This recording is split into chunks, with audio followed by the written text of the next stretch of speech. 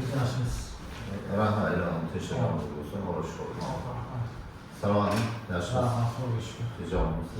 Hoş bulduk. Qanday xizmatlar keldingiz?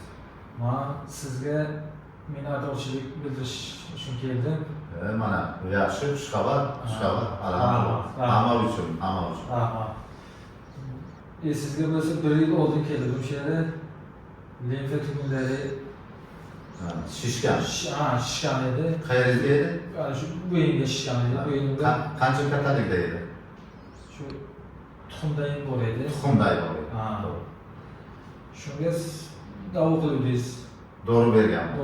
Davo berdingiz. Ichadigan, surtadigan. Ichadigan, surtadigan berdingiz. Shunda yaxshi bo'lib ketdi. Yaxshi bo'lish prosessi qanday bo'ldi? Avval shishib yorilib chiqdimi? Qaytdimi shunda? Avval bir shishdi, keyin asasa Keyin teshik ochilib, toza bo'lib chiqdi. Endi limfada shunaqa xususiyat bo'ladiki, ayrimlar axlotik ko'p bo'lsa, avval shishadi-yu, teshik ochilib toza bo'ladi. Keyin yaxshi bo'ladi. Ayrimlar axlotik kam bo'lsa, shishmasdan pasayib ketib yaxshi bo'ladi. Shuni ham kasallar odamlar bilish kerak.